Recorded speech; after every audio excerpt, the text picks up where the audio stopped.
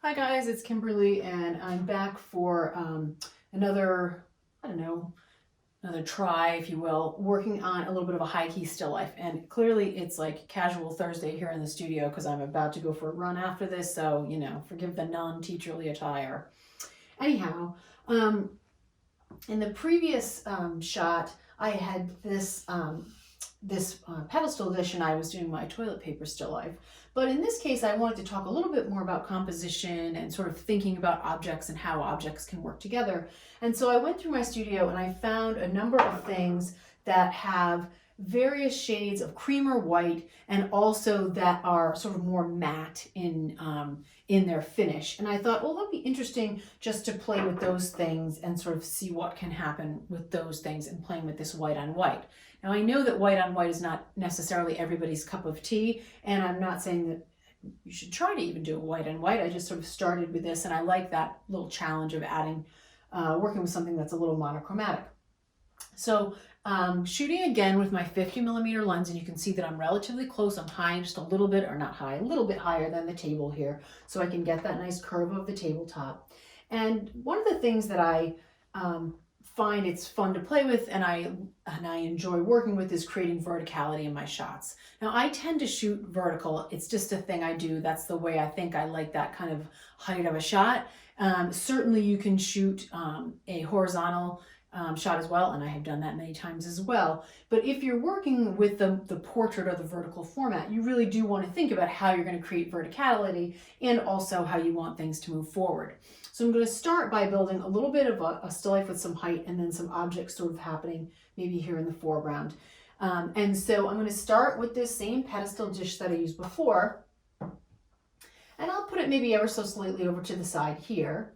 And then I'm going to stack this guy on top of it because I like the way too that the light falls across this. I think is quite nice, and then I think that will play really nicely with this. And if you look, the sort of embellishment on here, even though the thing is white, really catches really beautifully. As a matter of fact, I bought this when I was in Santa Fe to teach a workshop in Santa Fe, and I was in the junk store and I sort of saw it from across the room and I went, that'll photograph beautifully. Sometimes things that are not beautiful in real life photograph beautifully, and vice versa. So anyway, this is something that I just sort of knew that with that pattern and texture, it would probably do quite nicely. So I'm going to create something a little precarious because I love things that are precarious because we've ascertained that little piece of information. And I'm going to come over and just look and see how that's looking to me. Oh, not bad. I think I'm going to move it a little bit even more to the left. I'll take a shot like this that I'll add into the video in post, as I have been doing. Okay, and it's a little bit more exposure right now that I want. I am actually shooting again at a fifth of a second, I believe, in f11. I'm just going to change my settings here. I think I'd like to go to closer to f13 maybe. Okay, see if I like that exposure a little better, which I do. Okay, and now I'm going to I feel like this is too central, so I'm going to move it over. And again, I'll show you these in post. Okay, and then I'm going to try to create some, maybe not quite as much as that.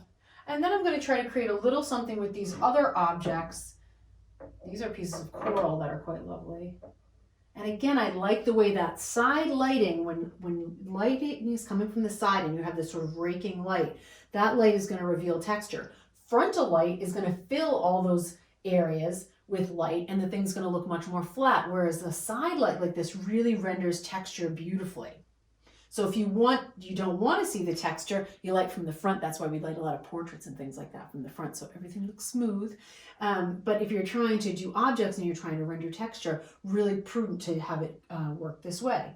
And then I'm going to maybe try to create some little cairns, little stacks of rocks out of these rocks, because again, the more precarious things I can get in one shot, the better. And I usually do like to actually legitimately get them to balance, although there are means of cheating. I guess it's not really cheating, just making it easier on yourself. Sort of like those three. Let's see what that looks like. And it probably needs something to make it feel a little bit more integrated and something a little bit more over on the right side. So I'm gonna add these as well. Now I'll tell you something, when I'm actually shooting a still life and really working on a composition, I move things incrementally. I probably take 100 shots, believe it or not, maybe more, to get a finished composition, because I'll do things like move that rock, you know, just the tiniest little bit.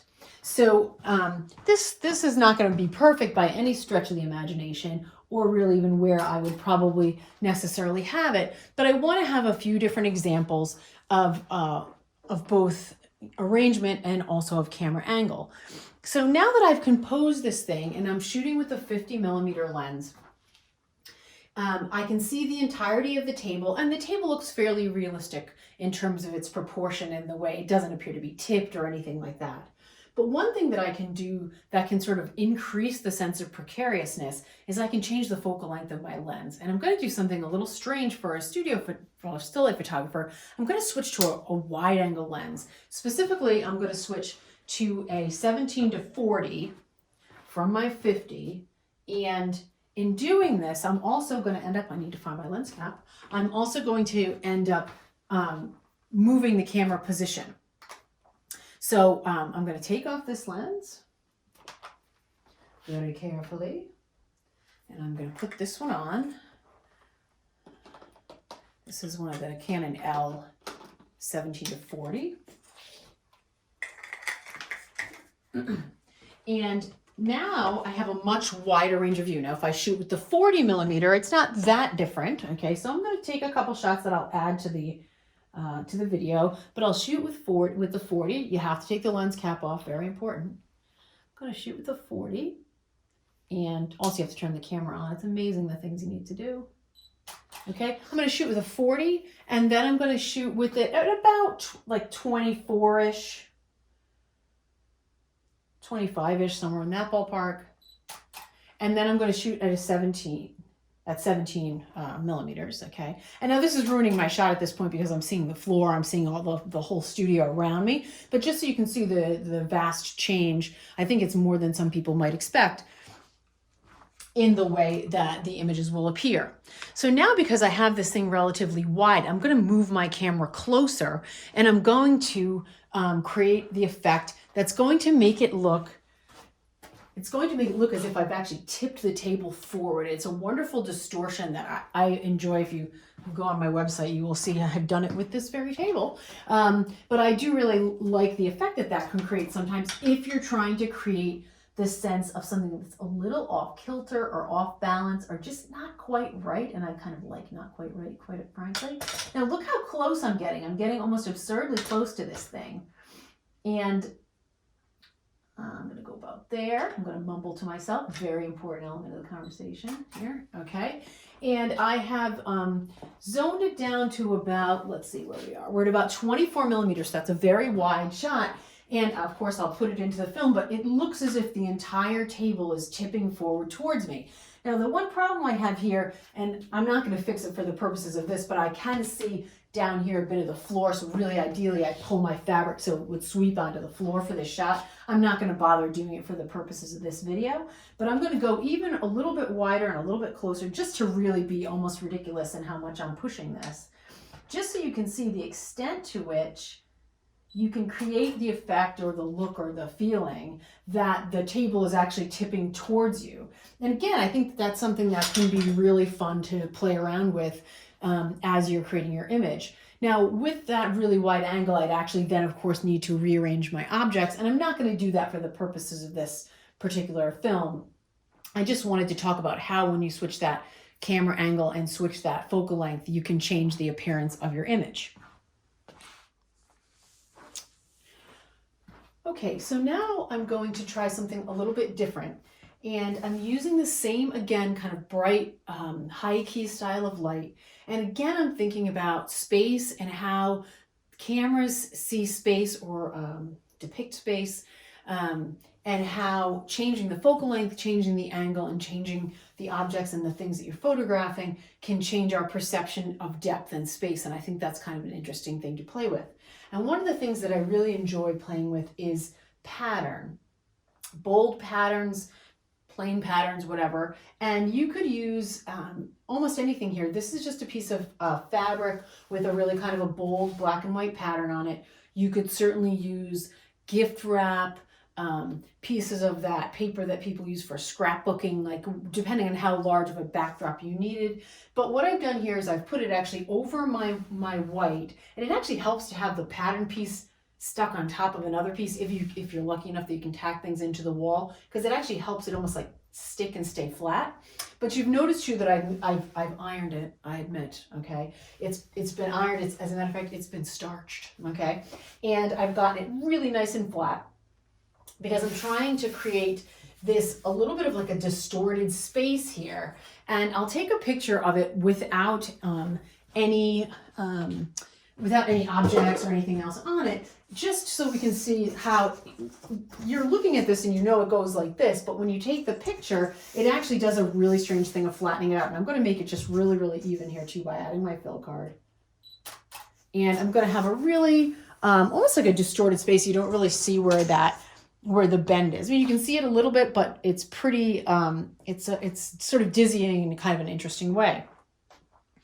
And so now I'm going to add some objects to this, and you can go a lot of ways here, but I'm going to work with a little bit of bright color because I like the way it's going to pop against this black and white. It would probably also be really interesting to have something that was like a bunch of objects that were just black, and of all the colors I have in my studio, I'm not so sure I have any objects that are just plain black. So I'm going to use this giant blue vase that I bought at a junk store for like $2. I don't know what the deal is with this thing because it's just a giant blue vase. But anyhow, it's perfect for still life photography. So here we go. So I'm going to stick the giant blue vase here. And I'm just going to make sure that's framed up okay in my shot. And I like the way that color is popping against the black and white. It's kind of nice. Okay, so I'll just take a shot even just with that.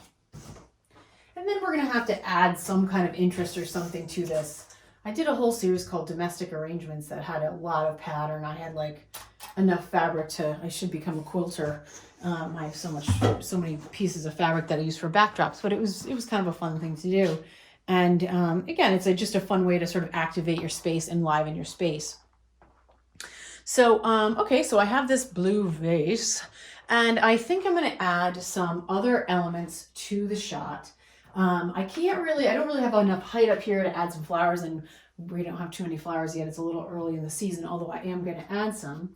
But I was thinking that what this needs, like every picture needs, is perhaps a fake plastic bird.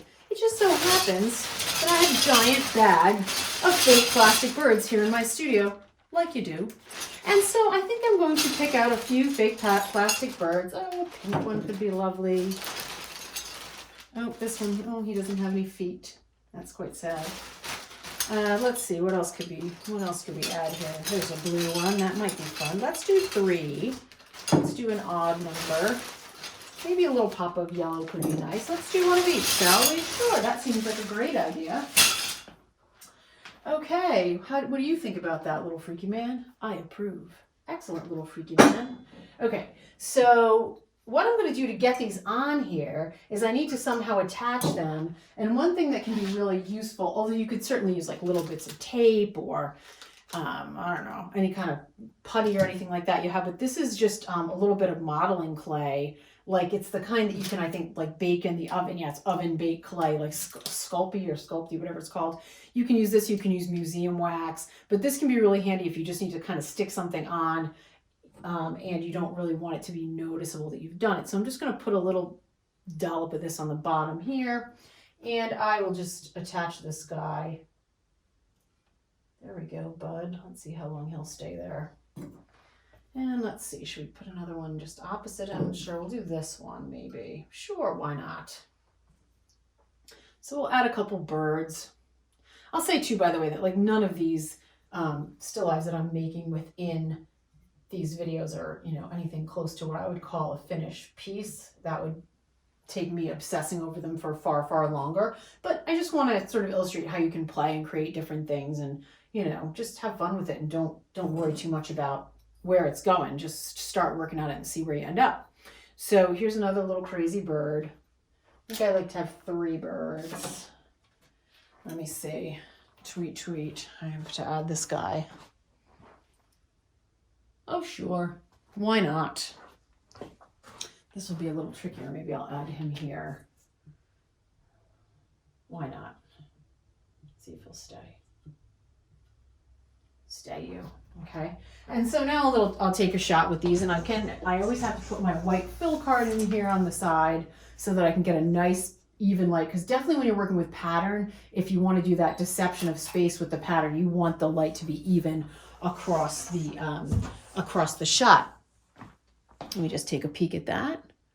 Oh, sure. It's pretty goofy. Usually I don't go for even numbers of things, but I might see if I have one more bird of a different color. Oh, let's look, what kind of birds do we have in here that I could use? I have a red bird. Maybe. I have another one that, oh, this one might work too. Look, I painted this one apparently. A blackbird. No. I think it needs to be two-tone. Let's see what else I got in here. A lot of yellow birds. I don't know, should I go for symmetry? I don't know if I like the red. Oh, let me think to myself for a moment. Sure, let's go for a red, okay? So let me get one more piece of that clay and stick it on here. And this has got to be like the goofiest still life ever, or at least top 5. And I'm going to try to make this, if I'm going to do symmetry, I'm going to try to do it as symmetrically as possible, if that makes any sense. And oh, look at this. It's like a veritable masterpiece. Plastic birds on a giant blue vase. Completely lost my marbles. Okay, so let's do this and fill that in. Actually, let me do that one more time. There we go. And see how that looks. Well, that looks downright silly, so sure, I'll take it. Okay.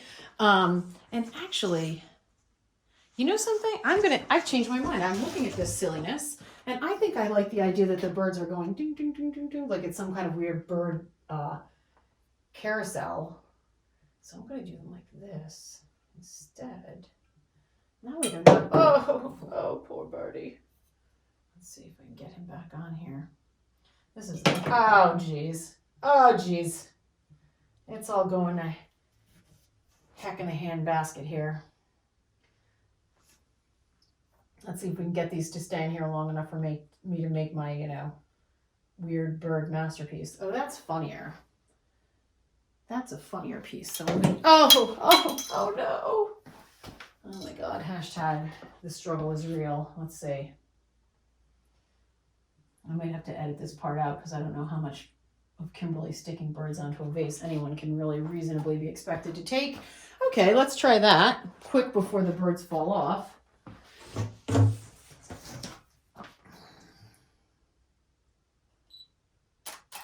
Okay. Oh, sure, that's funny. Okay. And then maybe just to add a little real spring to it, I do have a few little daffodils from my yard, and we'll play with the blue again, another little shade of blue. But I think that maybe it's, oh no! Oh, the birds. It's like a very strange version of a Hitchcock film. All right, let's try one more time, and then I'm just gonna give up the ghost on this. But I think the yellow will pop nicely off of this yellow. I like that, and the orange. So I like the way those colors contrast, and I like how that contrasts with the blue. So I hope I can get this guy on here before anybody else makes a jump for it. Fabulous. Oh, don't forget your fill card, Kimberly. And it might be nice if I actually look through the frame, but let's just take one, see what that looks like, and if I'm going to need to tweak it. Yeah, it looks like I need to move that blue over just a little bit, and then I think for the purposes of our completely goofy demonstration, that will be a nice example of using pattern and color in a still life. And I'm going to turn this off quickly before any more birds fall. Have a good one.